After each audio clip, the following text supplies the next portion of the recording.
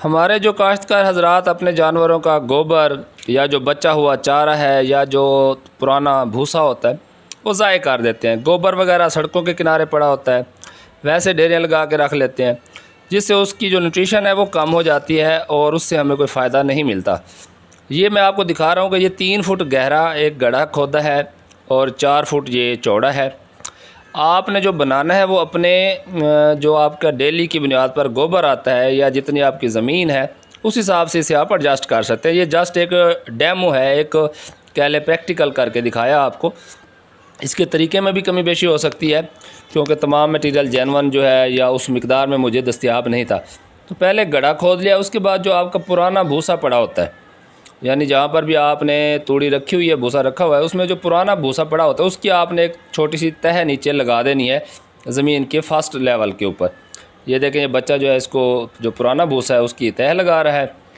अब जब ये आपने पुराने भूसे की एक तह लगा लेने तो उसके ऊपर आपका जो गोबर है, ताज़ा गोबर है या उसी दिन का गोबर है प्रेफर, उसी को आपने यहाँ पर आपने उसकी लेयर बिछानी है 1 फुट की, कम अज़ कम 30 सेंटीमीटर की। ये अब देखें आप, ये गोबर की जो लेयर है इसको बैलेंस कर दिया है। इसके बाद जो आपका जो बचा खुचा चारा होता है जानवरों का, कोई दरख्तों के पत्ते हैं, वो सब्जियों के छिलके हैं, फलों के छिलके हैं, तो वो भी आप उसकी भी आपने फिर एक हल्की सी लेयर लगानी। यानी ये 30 सेंटीमीटर मोटी लेयर नहीं लगानी, ना वो भूसे की ना चारे की, सिर्फ गोबर की इतनी लगानी है। ये दरमियान में 2-3 सेंटीमीटर या कह लें कि एक हल्की आपने लेयर लगाते जाना है, 2 इंच की मैक्सिमम। उसके बाद अब आप देखें कि मैंने एक यूरिया जो है वो तकरीबन 1 पाव समझ लें वो डाला है 5 लीटर पानी में, इसको हल किया है।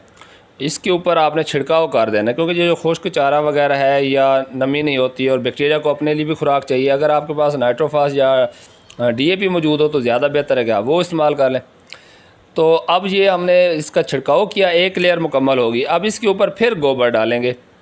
तो ये लेयर मुकम्मल करने के बाद जैसा कि आपको ये नज़र भी आ रहा है, ये लड़के इसके ऊपर ये जो यूरिया मिला पानी है उसका छिड़काव कर रहे हैं।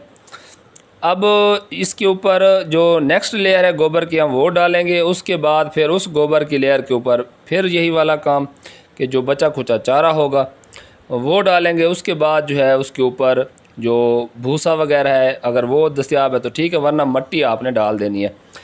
तो ये देखें जी, अब ये दूसरी लेयर मुकम्मल हो रही है, यानी कि दूसरा जो फुट है। अगर 3 फुट का गड़ा है तो समझ लें कि आपकी 2 लेयर 1-1 फुट की लग गई गोबर की, और जो बाकी 1 फुट बचा उसमें आपकी ये नीचे वाली तह भी, दरमियान वाली भी, ऊपर वाली भी, ये उसमें आएंगी, यानी कि ये जाके बनेगा कोई 4-4 इंच। तो अब ये मैंने जो बचा खुचा भूसा था इनके पास वो भी ऊपर डाल दिया और इनके पास जो चारा बचा हुआ था वो भी डाल दिया। तो ये आखिरी लेयर इसके ऊपर लगा दिया। अब इसके ऊपर आपको कम अज़ कम जो है ना वो 10 लीटर पानी चाहिए क्योंकि ये खुश्क था ना ऊपर। तो इसके अंदर आपने तकरीबन 1 पाव से आधा किलो यूरिया डाल देनी है, या नाइट्रोफास हो तो आधा किलो वो डाल दें, मिक्स करें और इसके ऊपर लेयर बिछा दें। अब जिसके ऊपर आपने हल्की हल्की मिट्टी की तह दे देनी है।